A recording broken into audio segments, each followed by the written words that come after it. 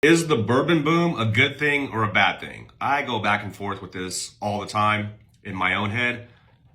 So the bourbon boom, probably about 10, 11 years or so. If you go back like 2012 and before that, and we're just to buy up all of this, especially the allocated products that we see now, you'd be a very, very rich man. But I think if you ask like the OGs, the old timers, the gentlemen that have been drinking bourbon neat for many, many years, they hate it.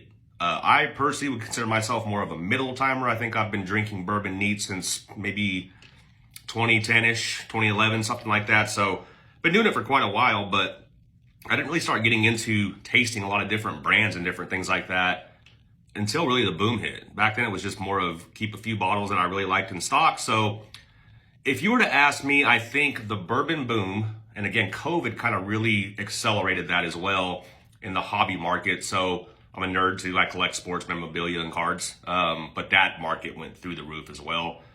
So COVID didn't help, but if you ask me, the way that I lean is I think 75% of it's a good thing, maybe 25% bad. And the bad part, again, is just a lot of the people that have been around for a long time can't get their hands on a lot of bottles. It's very frustrating. I get it.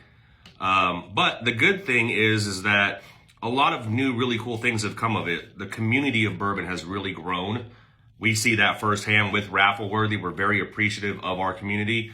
And then I've just met so many really good people in the community because of bourbon. Some of my closest friends in the world I've met over glasses of whiskey. So I think overall it's a great thing for the industry, which leads me into, I'm going to do a quick little top 5, but because of that, a lot of craft distilleries are popping up everywhere. Every state, different states you never think would make bourbon have those that are out there. So I'm going to go kind of my top 5, let's call them craft distilleries. I know some of these might be a little bit bigger, but just not your mainstream distilleries. So number 5, let's start with Breckenridge. Now, again, these are just ones that I've tried. I'm sure there's better ones out there.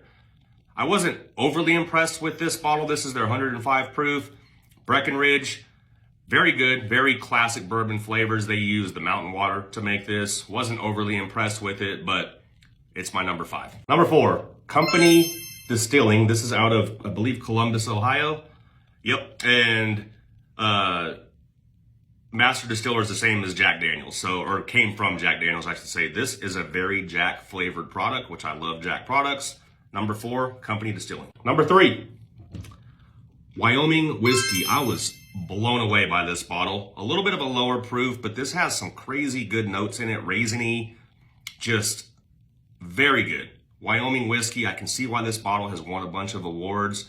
No idea how big that distillery is. You should be able to find this everywhere. Amazing bottle of bourbon. Number 2, I went back and forth on 2 and 1, and really Wyoming Whiskey. Blue Note. Blue Note, Memphis, Tennessee. Amazing, amazing bottle. Blown away again by this one. Everything I could ever want, elevated. I see why this wins all the awards. Blue Note's number 2. And last but not least, the brand that just across the board I've been blown away by. Get any bottle that you can of these guys, coming in from Sonoma County, California. Redwood Empire. Now this is a cask strength. I've got all of these. I was lucky to get my hands on them. The Pipe Dream, probably my favorite. This is their cask strength Pipe Dream. The regular has the red bottle. This brand is unbelievable. I can't say enough good things about this. So that's our little spiel, our top 5 craft distilleries. And again, you guys have a great rest of your Labor Day weekend. Talk to you soon. Cheers.